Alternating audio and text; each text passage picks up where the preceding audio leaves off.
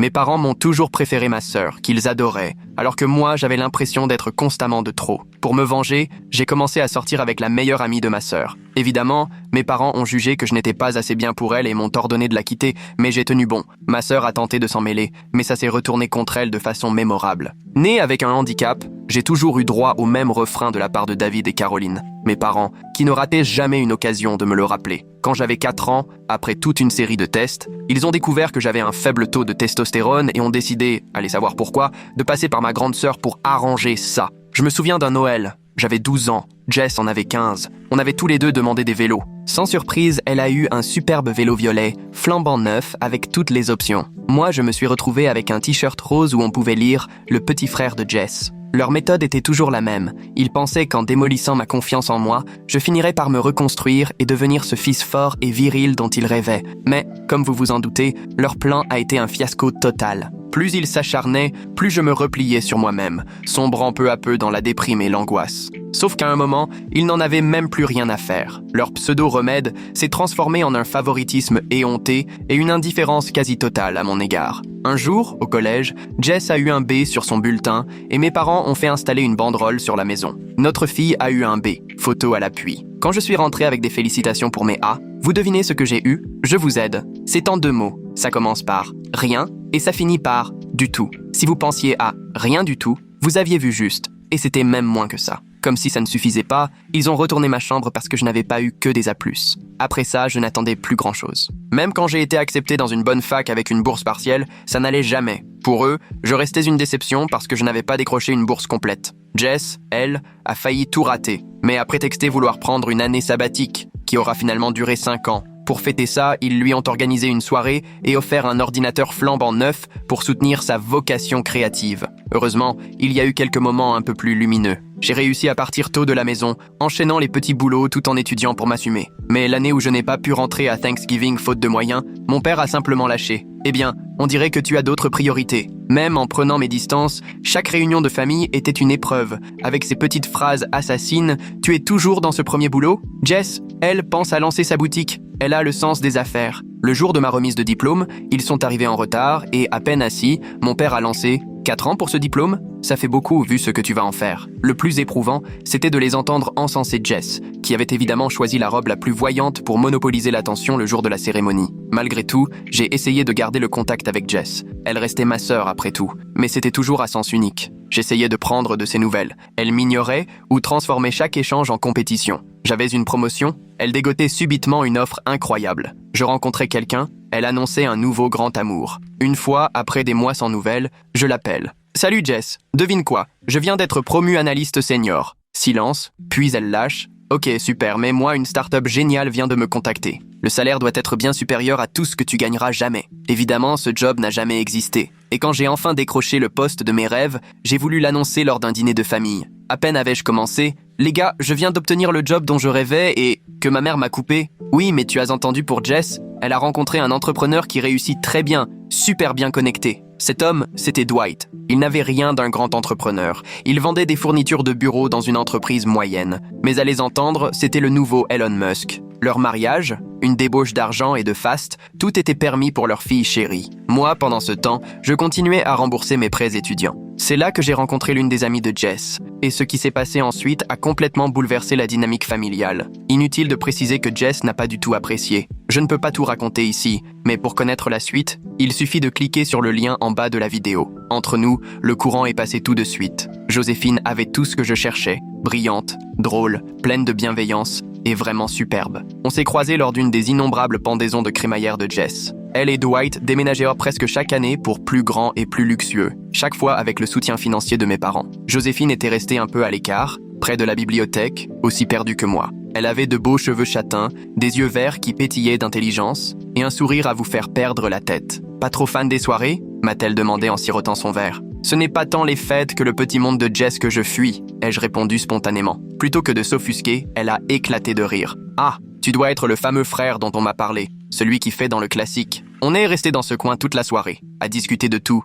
de littérature à notre passion commune pour les mauvais films de science-fiction. À la fin de la soirée, j'avais son numéro et un rendez-vous pour le week-end. Quand on a commencé à sortir ensemble, mes parents n'ont pas manqué de critiques, se demandant ce qu'une fille comme elle pouvait bien me trouver. Elle est tellement cultivée, elle a voyagé partout. S'est étonnée ma mère la première fois qu'elle a vu Joséphine. C'est surprenant qu'elle s'intéresse à quelqu'un d'aussi local. Et la façon dont elle a prononcé local laissait clairement entendre que c'était presque une tare. Mon père, plus direct. Elle sait combien tu gagnes? Les femmes comme elle visent généralement plus haut. Étrangement, Jess s'est mise à se mêler de ma vie comme jamais auparavant, multipliant les questions sur Joséphine et trouvant tous les prétextes pour m'appeler soi-disant afin de prendre de mes nouvelles. Alors que, très vite, la discussion tournait toujours autour du boulot de Joséphine, de sa famille ou de ses loisirs. Joséphine a dit qu'elle risquait d'être mutée à New York, a-t-elle lancé un jour, alors que je ne lui avais rien confié à ce sujet. Ce ne serait pas évident pour votre couple, tu ne crois pas? Sur le moment, ça m'a plutôt rassuré de la voir s'intéresser un peu à ma vie, mais avec le recul, j'aurais dû me méfier.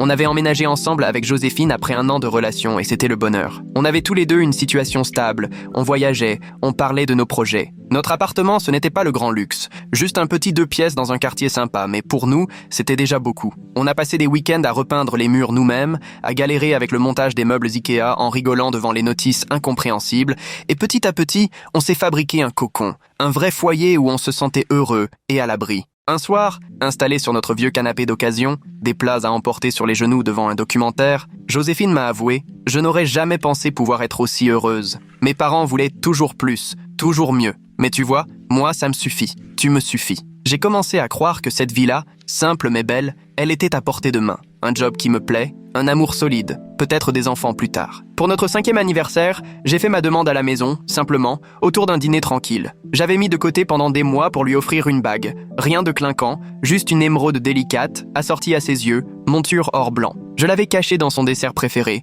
un soufflé au chocolat dont j'avais peaufiné la recette en secret une bonne douzaine de fois. Quand elle est tombée dessus, elle avait les larmes aux yeux. Oui, a-t-elle soufflé avant même que je pose la question. 1000 fois oui. On voulait prendre notre temps pour organiser le mariage. Rien ne pressait. On avait toute la vie devant nous. Du moins, je le croyais. L'annonce à ma famille a donné lieu à des réactions pour le moins révélatrices. Maman a forcé un sourire en lâchant un « c'est charmant » qui sonnait tout sauf sincère. Papa a grogné, marmonné un vague « on verra » avant de se replonger dans son match, et c'est Jess qui a eu la réaction la plus étrange. Félicitations de façade, sourire étrangement carnassier, mais j'ai préféré mettre ça sur le compte de mes propres insécurités. « Fais voir la bague !» a aussitôt exigé Jess en attrapant la main de Joséphine pour examiner la bague d'un œil critique. « Oh, c'est mignon, simple, mais ça te ressemble bien. » Plus tard, j'ai surpris maman chuchoter à Joséphine. « Ne te précipite pas, ma chérie. Tu es encore jeune. Tu as tellement d'opportunités devant toi. » Traduction. Je ne faisais pas vraiment partie du lot. L'année suivante a filé à toute vitesse entre les préparatifs, le boulot qui devenait plus stressant, tous les deux à faire des heures pour économiser,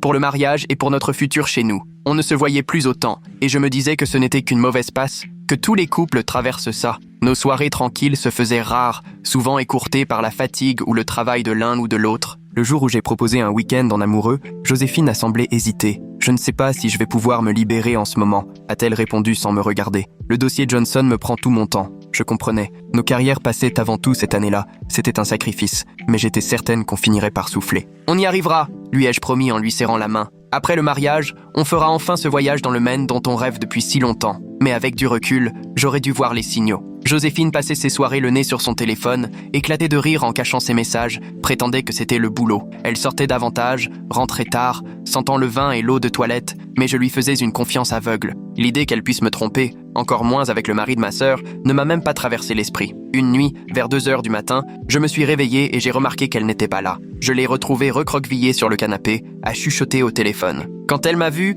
elle a sursauté comme une gamine prise sur le fait. « Désolée, je t'ai réveillé ?» a-t-elle balbutié en rangeant son portable à toute vitesse. Je parlais avec Sarah des robes de demoiselle d'honneur. À 2h du matin, j'ai haussé les épaules et suis retourné me coucher en chassant le doute. Après tout, Sarah, sa témoin, était du genre désorganisé, ce n'était pas complètement tiré par les cheveux, mais c'était un signe de plus. Joséphine, qui jusque-là fuyait les repas de famille, s'est mise à parler de Jess et Dwight, a proposé dîner à 4 et retrouvailles avec mon clan. « On devrait dîner avec Jess et Dwight ce week-end », lançait-elle l'air de rien. J'ai croisé Dwight dans un café près de mon bureau hier. Il m'a parlé d'un resto à tester. J'ai trouvé ça bizarre. Dwight bossait à une demi-heure de là, mais je n'ai pas relevé. J'étais contente que Joséphine fasse un effort avec ma famille, même si l'inverse n'était pas franchement vrai. Puis, il y a quelques mois, elle a commencé à changer d'humeur. Irritable, fatiguée, nauséeuse en permanence. J'ai cru qu'elle était enceinte. On n'essayait pas vraiment, mais on en parlait parfois. Je me suis surprise à rêver de la soutenir pendant les nausées matinales, de choisir ensemble les couleurs pour la chambre du bébé. Un matin, je l'ai trouvée en train de vomir. Je lui ai tenu les cheveux, massé les épaules, essayé de la rassurer. « Tu crois qu'on devrait faire un test ?» ai-je proposé, le cœur battant. Elle m'a dévisagé, paniqué. Non, c'est sûrement une gastro ou une intoxication alimentaire. Mais les symptômes ont continué. Elle boudait le vin au dîner, devenait livide à l'odeur du café, s'endormait à tout bout de champ. J'ai commencé à laisser des livres sur la grossesse sur sa table de nuit, des articles sur les vitamines prénatales ouverts sur son ordi, même des recherches sur les meilleurs pédiatres du coin. « Tu serais une maman géniale », lui ai-je glissé un soir, blottis toutes les deux sur le canapé. « Notre enfant aurait une chance folle de t'avoir. » À ces mots, elle a éclaté en sanglots et s'est réfugiée dans la salle de bain. J'ai mis cette réaction sur le compte des hormones et je lui ai laissé de la place. Quelques jours plus tard, un soir, elle s'est installée face à moi, les larmes ruisselant sur le visage, et m'a tout avoué. Elle était enceinte, mais l'enfant n'était pas de moi. Je suis resté sidéré. Ces derniers temps, on n'était pas très proches à cause du travail, mais jamais je n'aurais pu imaginer une chose pareille. Quand je lui ai demandé qui était le père, elle s'est effondrée, incapable de retenir ses sanglots et a murmuré « C'est le mari de Jess ». Tout s'est écroulé autour de moi. Tous mes repères s'évaporaient. J'étouffais sous le poids de la trahison, incapable de penser ou même de respirer. « Dwight ?» ai-je réussi à articuler, la voix tremblante. « Le mari de ma sœur, Dwight ?» Joséphine a hoché la tête, submergée par la honte et les larmes. « Je suis tellement désolée, je n'ai jamais voulu ça. C'est arrivé, c'est tout. Depuis combien de temps ? » Ma voix ne me ressemblait plus. Atone, vidée. 3 mois, a-t-elle soufflé en baissant les yeux. Ça a commencé à l'anniversaire de tes parents. Je revoyais parfaitement cette soirée. Les 40 ans de mariage de mes parents, une fête grandiose qu'ils avaient préparée longtemps à l'avance. Joséphine était sublime dans sa robe bleue, j'étais si fier de la présenter à tout le monde. Je me souvenais qu'elle avait disparu près d'1 heure, sous prétexte qu'elle étouffait et avait besoin de prendre l'air. Dwight, lui aussi, avait été introuvable à peu près au même moment. Rien ne m'avait alors semblé suspect. Entre 2 sanglots, Joséphine a tenté de s'expliquer. Apparemment, tout avait débuté à notre fête de fiançailles. Dwight lui avait fait comprendre qu'elle faisait une erreur en m'épousant, jouant sur ses doutes, lui promettant monts et merveilles, tout ce que je ne pourrais jamais lui offrir. Ce n'était même pas qu'un simple faux pas. Ils entretenaient une liaison depuis des mois. Il m'a dit que tu ne pourrais jamais me donner la vie que je mérite, sanglotait-elle, que je gâchais mon potentiel avec toi. Et tu l'as cru ? Ai-je lancé, abasourdi. Après 6 ans ensemble, tu as vraiment cru ce qu'il racontait ? Au début, non, a-t-elle insisté. Mais il a tellement insisté. Il lui envoyait des messages, glissait des remarques sur le fait qu'elle méritait mieux, relevait la façon dont ma famille me traitait, et comment, un jour, il pourrait traiter nos enfants. J'avais la nausée face à tant de manipulations. Pour lui, c'était vraiment dans l'intérêt de Joséphine ? Évidemment que non, a-t-elle murmuré. Il la faisait se sentir désirée, unique. Il affirmait que Jess ne le comprenait plus, qu'ils n'étaient plus que des colocataires. Le scénario classique de l'infidèle en manque d'excuses. J'avais du mal à croire que Joséphine soit tombée dans le panneau, qu'elle ait pu me trahir à ce point. « Où est-ce que vous vous voyez ?» ai-je demandé, voulant tout comprendre de leur tromperie. Souvent dans son bureau, parfois à l'hôtel, quand on arrivait à s'éclipser le midi. Elle pleurait à chaudes larmes, le mascara coulant sur son visage. Une fois chez eux, quand Jess était chez tes parents, chaque mot était une déchirure de plus. Je repensais à toutes ces soirées où elle rentrait tard du travail, à ses séminaires improvisés le week-end, à ses courses soi-disant urgentes. Tout n'était que mensonge. « Est-ce que Jess sait quelque chose ?» ai-je demandé, réalisant soudain l'ampleur du désastre pour ma sœur. Joséphine a secoué la tête. « Non, enfin je ne crois pas. Dwight a dit qu'il s'en occuperait le moment venu. » J'ai laissé échapper un rire amer. « Le moment venu ? Et c'est quand le bon moment ? Pour dire à sa femme qu'on a couché avec la fiancée de son frère et qu'on l'a mise enceinte. Ce soir-là, j'ai mis Joséphine dehors. Je n'arrivais plus à regarder celle qui m'avait autant trahi. Elle suppliait qu'on la pardonne, répétant que c'était une erreur, qu'elle m'aimait. Mais je ne voyais plus que le nombre incalculable de fois où elle m'avait menti droit dans les yeux, la bague au doigt. « S'il te plaît », sanglotait-elle en jetant des affaires dans un sac à la va-vite. « On peut s'en sortir. Tout le monde fait des erreurs. C'est toi que j'aime, pas lui. Si tu m'aimais vraiment, tu n'aurais pas ouvert ton lit au mari de ma sœur. » ai-je craché la gorge nouée. « Si tu m'aimais, tu ne m'aurais pas menti pendant des mois alors qu'on préparait notre mariage. J'allais tout arrêter, a-t-elle juré. Je n'ai jamais voulu tomber enceinte. On s'est protégé. »« Visiblement pas assez, » ai-je répondu, glacé. « Sors, tu as 30 minutes pour prendre ce dont tu as besoin.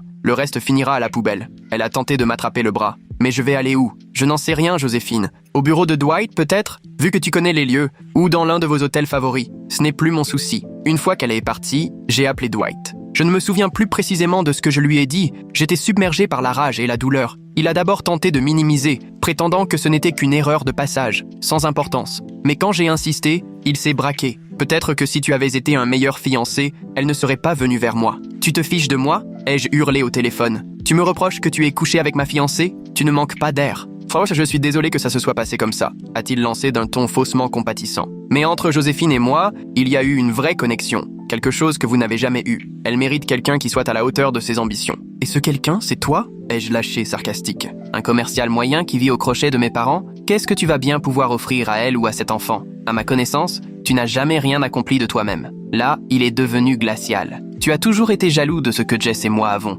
Maintenant, j'ai Joséphine aussi. Pense-y pendant que tu moisiras dans ton appart minable. J'ai vu rouge et j'ai foncé chez eux, prêt à faire une énorme bêtise. Le trajet s'est fait dans un brouillard complet. Je ne me rappelle même plus comment je suis arrivé. Je voulais affronter Dwight en face, le forcer à ressentir un semblant de la douleur qui me dévorait. En arrivant, j'ai découvert que mes parents étaient déjà là. Dwight les avait prévenus avant moi et leur avait servi je ne sais quel baratin où c'était Joséphine qui l'avait séduit et lui était soi-disant désolé. Comme toujours, ils l'ont cru sur parole. J'ai débarqué sans frapper, les ai trouvés tous installés dans le salon comme pour une mascarade d'intervention familiale. Ma mère réconfortait Dwight d'une main posée sur son épaule tandis que mon père, les bras croisés, affichait son air le plus grave. Jess brillait par son absence, ce qui n'a pas échappé à mon père. « Eh bien, voilà enfin le grand absent », a-t-il lancé d'un ton acerbe. « Tu vas m'expliquer pourquoi tu t'en prends à ton beau-frère ?» J'ai eu un haut le cœur. « Beau-frère ? Tu parles de l'homme qui couche avec ma fiancée depuis des mois ? Celui qui l'a mise enceinte alors qu'il est marié à votre fille ?» Ma mère a poussé un cri étouffé. « Joséphine est enceinte ? Oh, Dwight, mon pauvre chéri. Quel sac de nœuds cette fille a encore fait ?» J'avais du mal à croire ce que j'entendais. « Vous plaisantez, j'espère ?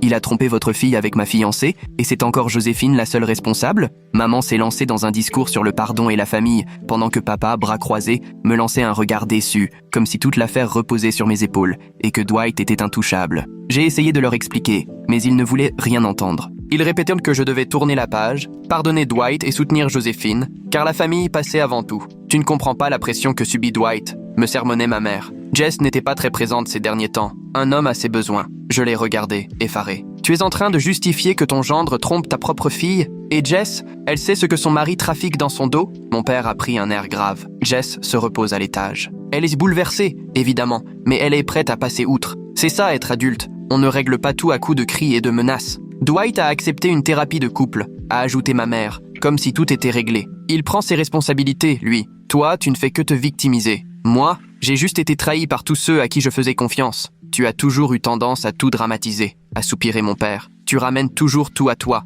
Ce genre de situation exige du tact et de la compréhension, pas une de tes crises. Pendant ce temps, Dwight arborait un sourire satisfait, jouant au mari repenti. J'ai présenté mes excuses à Jess. Elle m'a pardonné. Joséphine et moi, on a fait une erreur, mais maintenant il faut penser au bébé. Là, j'ai explosé. Toute la rancœur accumulée au fil des années m'a submergé. Je leur ai dit ce que je pensais de leur loyauté toxique, de leur préférence systématique pour Jess et Dwight, du fait qu'ils n'avaient jamais été là pour moi, ni soutenu, quoi que je fasse. J'ai dit à Dwight qu'il n'existait plus à mes yeux. J'ai dit à mes parents qu'ils pouvaient garder la famille parfaite dont ils rêvèrent depuis toujours, car moi, je n'en faisais plus partie. Vous savez quoi ? J'en ai assez, ai-je lâché d'une voix glaciale. Terminé. 34 ans à essayer de gagner votre amour et votre respect, et ça n'a jamais suffi. Quoi que je fasse, Jess a toujours été la préférée. Ce n'est pas vrai, a protesté ma mère, la voix faible. J'ai ricané. Mais si, tu le sais bien. Quand Jess emboutit une voiture, c'est un accident. Quand j'ai de bonnes notes, c'est normal. Quand Jess arrête ses études, on fait la fête. Quand j'ai mon diplôme avec mention, j'ai droit à une poignée de main. Tu as toujours été plus solide, m'a lancé mon père. Tu n'avais pas besoin qu'on te soutienne comme Jess. Non, c'est juste que vous n'en aviez jamais eu envie, ai-je répliqué. Et maintenant, votre gendre modèle met ma fiancée enceinte, et c'est encore moi le problème. Je me suis tourné vers Dwight. Tu me fais pitié. T'es qu'un lâche infidèle et un menteur. Tu n'as jamais rien eu sans qu'on te le serve sur un plateau. Tu crois avoir gagné quoi ici ? Bravo pour ton trophée. Une femme qui trompe son fiancé. Je suis sûr qu'elle t'apportera autant de bonheur qu'elle m'en a volé. Je suis parti en claquant la porte, sourd à leurs appels et à leurs pleurnicheries. J'ai roulé des heures, sans but, juste pour fuir tout ça. Quand je suis enfin rentré, j'avais des dizaines d'appels et de messages. Joséphine me suppliait de lui donner une nouvelle chance. Dwight oscillait entre excuses foireuses et reproches à peine voilés. La plupart venaient de mes parents, qui exigeaient que je me montre adulte et que je fasse la paix. « Tu es en train de foutre la famille en l'air avec tes caprices », disait le message de ma mère. Joséphine est fragile, elle a besoin de soutien, pas de reproches. Mon père, lui, était plus direct. « Ça suffit, ces gamineries. Sois là dimanche au dîner. Excuse-toi auprès de Dwight et qu'on en finisse. » Même Jess s'est manifestée, ce qui m'a sidéré. « J'ai pardonné à Dwight. Tu devrais en faire autant », affirmait-elle froidement. Joséphine s'est trompée, mais le bébé n'a rien demandé. Il faut qu'on reste unis. Pas un mot sur ce qu'elle ressentait face à la trahison de son mari, pas la moindre compassion pour moi. Toujours la même rengaine, protéger les favoris, me reprocher de ne pas rentrer dans le moule. Je les ai ignorés. J'ai arrêté de manger, je ne dormais plus. J'ai posé des arrêts maladie et j'ai disparu. Incapable d'affronter qui que ce soit ou d'expliquer ce que j'endurais, je me suis enfermé chez moi à ressasser chaque souvenir avec Joséphine, chaque moment passé avec Dwight, à chercher où tout avait basculé. Est-ce que j'avais loupé des signes, ignoré le mal-être de Joséphine? Est-ce que j'aurais pu faire différemment? Ces questions tournaient en boucle dans ma tête. Une semaine plus tard, ma chef m'a appelé elle-même. « On s'inquiète pour toi, ce n'est pas dans tes habitudes. Est-ce qu'on peut t'aider ?» J'ai craqué et tout raconté. Elle a écouté sans juger, puis m'a proposé un poste temporaire à notre bureau de Seattle. Prendre du recul, ça peut t'aider. Prends quelques mois, le poste t'attendra à ton retour. C'était la première marque de bienveillance que je recevais depuis longtemps, alors j'ai accepté sans hésiter. 3 mois ont passé. J'ai emménagé dans un nouvel appart à Seattle, changé de numéro, commencé une thérapie pour encaisser le choc. Mais ma famille ne lâche rien. Malgré toutes mes tentatives pour couper les ponts, ils continuent d'envahir ma vie. D'une façon ou d'une autre, ils ont mis la main sur l'adresse de mon boulot, sûrement grâce aux amis envahissants de mes parents. Ils se sont mis à débarquer au bureau pour me coincer et m'obliger à me réconcilier. Ma mère m'attend sur le parking, en larmes, m'accusant de détruire la famille. Mon père laisse des messages menaçants, me sommant de me comporter en homme et de pardonner à Dwight. La semaine dernière, ma mère m'a bloqué à la sortie du bureau. « Ça suffit maintenant », a-t-elle décrété, m'empêchant d'accéder à ma voiture. Joséphine en est à 6 mois de grossesse maintenant. Elle doit tourner la page, Dwight aussi. Je leur ai permis de passer à autre chose, ai-je rétorqué en essayant de l'esquiver. Ça consiste à les effacer de ma vie. Comment peux-tu être aussi égoïste, a-t-elle lancé. Il ne s'agit plus que de toi. Il y a un enfant innocent dans l'équation. Un enfant qui n'existerait pas si Dwight n'avait pas trahi à la fois sa femme et moi, ai-je répliqué sèchement. Ce n'est pas moi le fautif. Elle a alors changé de ton. Sa voix s'est radoucie. Tu nous manques. Ton père et moi, on voudrait retrouver notre fils. Vous ne vouliez pas de moi quand j'étais là, ai-je murmuré, amer. Pourquoi ce revirement maintenant? Mes parents ont même rameuté toute la famille pour me faire culpabiliser. Tante, oncle, cousin que je n'avais pas croisés depuis des années se sont mis à m'appeler pour me sortir le grand discours sur l'importance du clan et l'urgence de pardonner. On aurait dit qu'ils vivaient dans un monde parallèle, où Dwight et Joséphine n'avaient en fait que commettre un petit écart et n'ont pas détruit ma vie. Mon cousin Rick, avec qui je n'avais plus échangé depuis son mariage il y a 5 ans, m'a envoyé un message sorti de nulle part. La famille reste soudée dans les épreuves. Tes parents sont effondrés. Avec suffisamment d'amour et de pardon, tout peut s'arranger. Ma tante Patty, la sœur de ma mère, m'a laissé un message vocal si chargé de pathos qu'il aurait pu couler un navire. Ta pauvre mère n'arrive même plus à sortir du lit certains jours tellement elle s'inquiète pour toi. C'est ainsi que tu les remercies pour tous leurs sacrifices. Tu leur tournes le dos alors que la famille a besoin d'être unie. J'avais juste envie de hurler. Quel sacrifice, quelle unité. Où était cette préoccupation pour la famille quand je grandissais en me sentant étranger chez moi? Hier, Joséphine m'a envoyé un message. Elle va garder le bébé et l'élever avec Dwight. Devine quoi? Mes parents sont aux anges de devenir grands-parents, oubliant comme par magie toutes les remarques désobligeantes qu'ils servaient quand Joséphine était encore avec moi. Son message débordait d'excuses et de justifications, expliquant qu'à travers cette épreuve, elle et Dwight avaient trouvé le grand amour. Elle a même eu le toupet de me proposer qu'on devienne tous amis, pour le bien de l'enfant. Je sais que ce n'était pas ce qu'on avait prévu, disait-elle. Mais la vie réserve parfois des surprises. Dwight et moi avons trouvé quelque chose de vrai. Et on espère que toi aussi, tu finiras par être heureux. Au fait, c'est un garçon. On pense l'appeler David, comme ton père. On aimerait que tu sois présent en tant qu'oncle. L'ironie était difficile à avaler. La femme qui m'a trahi voudrait faire de moi l'oncle idéal pour l'enfant de sa trahison, et en prime, lui donner le prénom de mon père, comme si c'était la meilleure façon de s'assurer que mes parents ferment les yeux sur le reste. Je touche le fond. Une partie de moi rêve de tout laisser derrière, de partir à l'autre bout du pays, de changer de nom et de recommencer à zéro, loin de ce désastre. Mais une autre est tellement en colère qu'elle voudrait rester pour leur prouver à quel point tout ça est absurde. Ma psy me dit que je dois affronter mes émotions au lieu de les fuir, tout en m'assurant que j'ai le droit de fixer des limites claires. Votre famille n'a cessé d'ignorer vos besoins et vos sentiments, a-t-elle analysé. Ce n'est pas déraisonnable de vouloir prendre vos distances, mais même la distance ne sert à rien. Ils trouvent toujours un moyen de se mêler de ma vie, de me forcer à accepter leur version où tout serait de ma faute. Jamais de la leur. Je ne sais plus quoi faire. Cette trahison a tout bouleversé. Je ne dors plus sans médicaments. Je ne supporte plus d'être seul avec mes pensées et reprendre une vie amoureuse ne me traverse même pas l'esprit. L'idée de refaire confiance à quelqu'un me paralyse. Et si, au fond, j'étais simplement impossible à aimer? C'est la question que j'ai fini par poser à ma psy lors d'une séance particulièrement difficile. Et si, fondamentalement, il y avait chez moi quelque chose qui poussait les gens à me traiter ainsi? Il n'y a rien qui cloche chez vous, m'a-t-elle assuré. Mais quand on grandit dans un environnement toxique, on finit parfois par répéter ces schémas sans même s'en rendre compte. Votre famille vous a habitué à accepter moins que ce que vous méritez. La bonne nouvelle, c'est qu'on peut casser ces automatismes.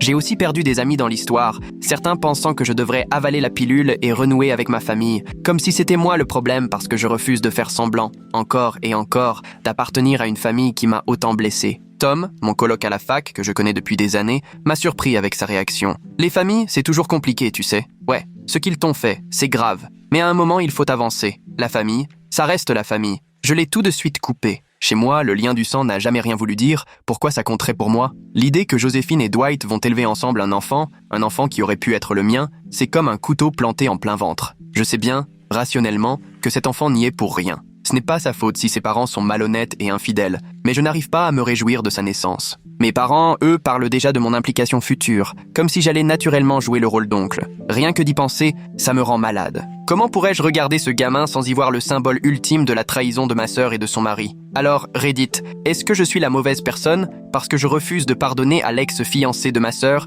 et à ma sœur elle-même? Est-ce que j'ai tort de vouloir couper les ponts avec ma famille à cause de tout ça? J'aurais bien besoin de conseils pour avancer, parce qu'en ce moment, j'ai juste l'impression de me noyer dans un océan de trahison et de manipulation. Désolé pour ce pavé. Si tu as eu le courage d'aller jusqu'au bout, merci. Mettre tout ça à plat m'a fait un peu de bien. Je ne sais même pas vraiment ce que j'attends. Un peu de validation, des conseils, ou juste l'occasion de crier dans le vide en espérant qu'au moins quelqu'un entende.